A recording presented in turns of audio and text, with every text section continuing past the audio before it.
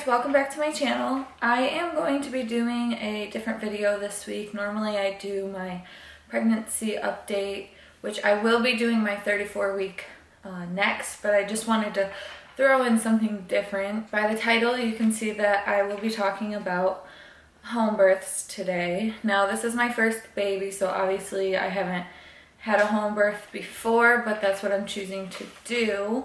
And so first, I just want to talk about some facts on home births. Now, this is research that I've done. I'm not a doctor, I'm not a midwife, I'm not a doula, I'm not anything, but I'm just going to talk about things that I've done research on, and then I'll get into why I want to do a home birth and kind of what I am thinking my home birth will look like. Obviously, I don't know. So the first thing about a home birth that I found is that you get more privacy, obviously, because you're in your own home.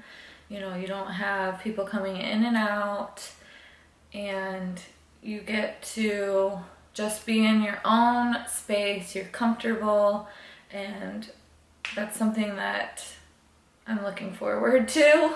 Another big thing about home births is that there's less interventions. So typically, now again, this is just research that I've done. I've never had a baby or given birth, so I don't know for sure.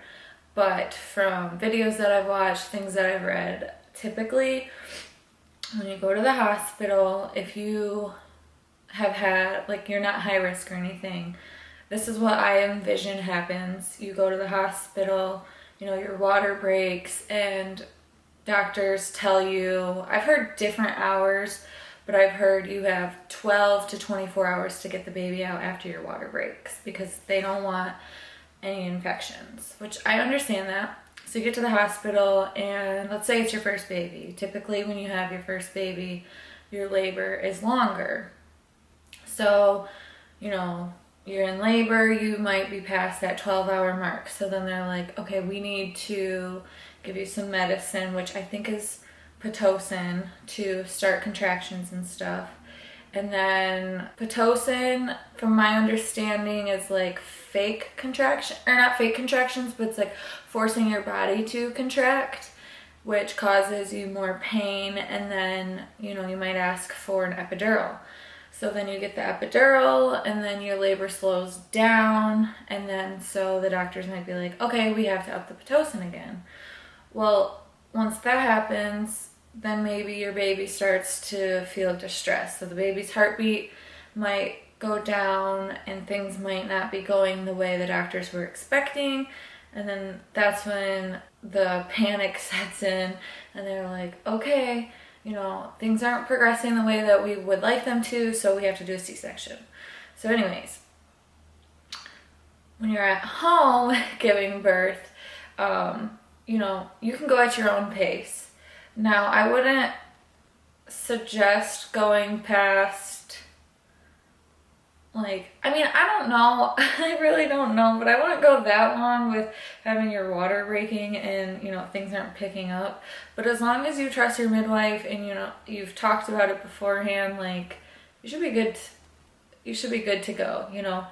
Your midwife understands that, you know, labors aren't always fast. They could be a few hours up to a few days. It just depends, you know. They're there along for the ride with you. Another fact about home births is you have a lower chance of tearing. Now, that's not to say that you're not going to tear at all, but I think the reason is because when you are at home, you can walk around. You don't have to lay on your back if you don't want to. You can give birth in a tub, you can give birth in the shower, you can be sitting on the toilet, you can be sitting in a chair, you can be on your hands and knees, you can be in bed. Like, you can literally do whatever you want, whatever is comfortable for you. Typically when you go to the hospital, they have you on your back. And now, again, the research that I've done, when you're on your back, your pelvis can't open up all the way to let the baby pass through. So then, you know, you might be pushing so hard and that tears you, or the doctor might do an episiotomy on you. I don't think they normally do that for home births. I know there's like special circumstances, but it's not something, that's not the first thing they're gonna jump to, your midwife. They're gonna be like, okay, maybe let's try a different position so that you don't tear. Now, my midwife, she told me that, because I was scared about tearing, well, not scared, but I was just like, you know, if I have like a 1-degree tear, do I have to have stitches, or can I just let my body naturally heal itself? And she said, yes, I can. Usually with 1st-degree tears, that's okay. And then it just depends. Now, I didn't know there was a 4th-degree tear, and that's literally like a tear from your vagina all the way back, and like things might be falling out. And I was like, oh my gosh, I hope that doesn't happen. But she said that those tears usually happen when a woman is sitting on the toilet. Like, that's what she's personally seen. It doesn't mean that if you give birth on the toilet, that's what's gonna happen. But she just said that she's seen that happen because the baby comes out so fast. So there's that. My 4th fact that I wrote down is that home births can cost less than a hospital birth. Now, you'll have to check with your insurance, because some insurances will cover a home birth or like right away, or you can pay for everything and they'll reimburse you. Unfortunately, my insurance doesn't cover, so I do have to pay out of pocket, but Dom and I are saving like 7 to, I would say like 7 to 11 grand, which is a lot of money. And so yeah, we just pay for, you know, prenatal visits and stuff, and then we get 6 postnatal visits. So our midwife comes to us 3 times after the baby's born. She'll come 24 hours after, I think 3 days after, and then a week after. And then I go to her at 2, 4, and 6 weeks. So like the first 3 visits are more for the baby, and then the last 3, like obviously she's still checking out the baby, but those are more for me, which I really like, because I think when you do a hospital birth and have an OB, the mom only really goes to the doctor at the 6-week mark. And I know some doctors do differently, but that's just like standard. And I don't understand that because, excuse me, you know, the mom like went through all of that to have the baby. Like, you should be checking more on, or not more on her, but like you should be checking more frequently with her along with the baby, because I think when you leave the hospital you have to take your baby to the doctor like the next day or something. So I don't know, but anyways, yes, lower costs. So we're just, you know, we're paying for her services. And then I had to buy a birth kit, which should be coming in the mail today. I'm really excited to just go through it. It's nothing like super exciting. It's just, there's like gloves, and I have the tub liner in case I want to give birth in the inflatable tub. And then there's a thermometer in there and just some other random things. And then we do have to buy a few extra things for the tub for a water birth in case I decide to give birth in the tub. And then other things you just get from around your house, like she wants us to have a big bowl for the placenta, and then lots of towels, washcloths, baby blankets, and stuff like that. So that stuff, you know, you have around your house usually already. But I would say that if you know, you're trying to get pregnant and you want to have a home birth, start saving, because that way, you know, you already have the money set aside, and you could, you know, you can pay your midwife off whenever you want. We have up until 36 weeks to pay her. But if you want to pay your midwife the first, you know, appointment, that's great. And then my last fact that I have is that when you have a home birth, you have increased bonding time with the baby. So when you are at home, you know, you have your baby and you instantly get to hold them and just be with them.